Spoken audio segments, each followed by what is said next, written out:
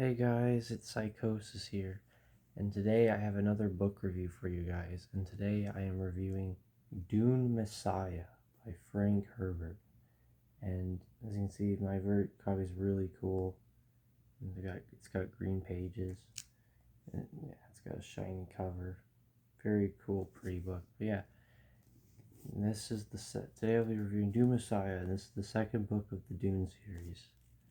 And I had really wanted to read this because Dune Part 3 is coming out, the movie, and I have fallen in love with everything Dune related, the movies, and the books. I wanted to read all these books. Since the new movie's coming out, I really wanted to read this. So I bought this for myself. Yeah, I read it. I read it in a single night. And yeah, and today I'll be reviewing it. Starting off with, this book takes place after a bit of time after the first one, at the end of the first book. So it's 12 years in the future. He's been the emperor. Paul Atreides. He's been the emperor, and him and Chani are basically together because he loves her. Princess Arulin is just, he only married her for the status basically, and everyone knows it's not real. So he's the emperor. He's been ruling, and he's turned Arrakis into this like haven now. So Arrakis is now this watery world with desert now, and the people are rich and losing their ways, and some of the Fremen are upset about that. And also, this takes place after the battle in the Jihad. So after his Jihad, of Fremen scour the galaxy. They basically kill like 60 billion people, wiped out a bunch of religions, basically like turn the entire galaxy of humanity on its head. And so yeah, and so this book takes place after that, and it's less of that, it's less action related because that there's, you don't see battles or anything. This book is very political oriented because yeah, it's after that all that happens, and he's the emperor, and Prince Cerulin, his fake love interest, is that he married only so he could get the throne. She plots with the Bene Gesserit grandmother. I think that's what it's called, yeah. And one of the guild masters, which is like this being that consumes a spice that guide ships through space.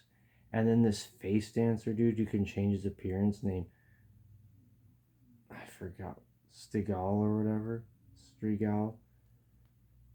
And they plot to take down Muad'Dib, Paul, and also his sister, because Ali is all grown up now, and she is like almost like crazier than Paul is, and they're scared, so they want him done because of everything he's done. And so yeah, this book is them plotting and going through their plots and trying to defeat him, and him struggling with his prescience powers and being able to see his visions of the future and stuff, and knowing that they're trying to get him but also not at the same time. And it's this whole game that they play, and yeah, it's very like political base of like plotting and scheming and him trying to find out the traitors and stuff. And yeah, it's not a very actually, so as you can see, it's very short. This book, my copy, is only 267 pages long. This is easily the shortest book in the entire series. And despite that, and despite it being more slower paced, it actually felt pretty fast and like very direct and focused about what it was going for. And so yeah, and I goobered this book up a lot, but I love this copy of this book, and this book was great. I really enjoyed this book. Like yeah, it's different than the first one. It's not as action based, but the pacing of the book was somewhat surprisingly fast. Might have just been because I was turning for the book. Oh yeah, and then to get at him too, they also bring back Duncan Idaho from the dead. Basically, they have that ability now. Yeah, this book completely expands on like the world building. There's now more characters. There's now a group called the Fliloxu, and they must be like above like even the Bene Gesserit, and they like have their hands in everything and stuff. plotting and scheming and stuff. And I think that's where the face dancers are. Slatal.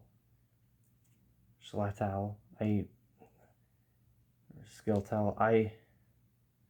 I'm forgetting his name, but yeah, and they're plotting. So that's another thing too. All the Bene Gesserit have been plotting against him as well, and there's now these tarot cards and then the occult type stuff of them trying to get the population to hate him. But they already do because the Fremen are mad. All the Fremen veterans are all upset with him, so they get in on it and stuff. And there's also an instance of a weapon that isn't seen in the previous book called the Stone Burner, and it's like wild. There's a scene with it, and it's like the most bonkers weapon. It makes the lasguns look like toys almost. Because they talk about how crazy the lasguns are, and then the Stone Burner appears, and it's like, yeah. And it screws him up and all these other characters. It's wild. And yeah. And so yeah, this whole book is a struggling and stuff of that. And then Chani gets his love interest, she gets pregnant, and it's like a whole lot of stuff. And it's really good. It's not as action based, it doesn't have that like driven focus edge of him rising to power and trying to get the people following because they already have. It's more of the aftermath of him terrified of his jihad and wishing he could end it, but he can't do anything now. It's about beyond him now. They worship him as like this Messiah, this like God figure now. Him and his sister. And it's just like, yeah, wild. And he actually like compares himself to like dictators of the past because of what he caused the Fremen to do. Because all he wanted was to get back at the Harkonnens, and then bam, Harkonnens, and then bam, he's like emperor of the entire human race of the galaxy.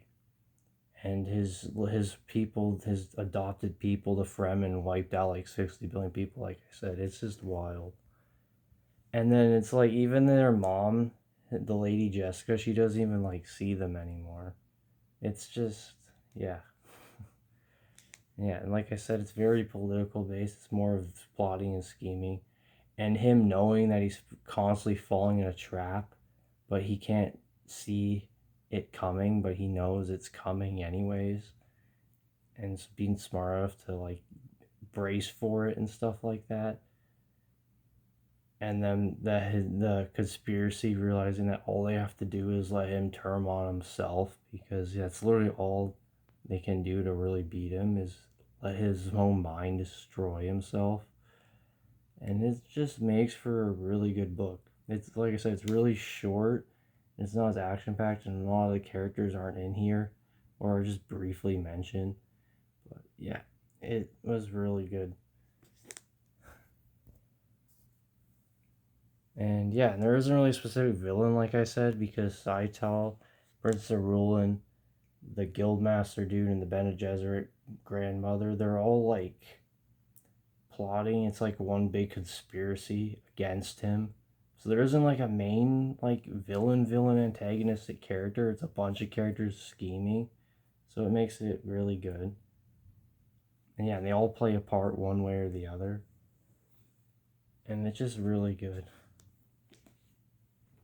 Like I said, with the Phloxu and the face dancers and the whole thing of being able to bring people back from the dead in some way, this book was wild. And then yeah, like I said, there's these tarot cards they brought in to try to discredit him. The Bene Gesserit sort of throwing in these like Dune tarot cards basically. And it's like just crazy. And then yeah, and like I said, the Stone Burner was wild as well.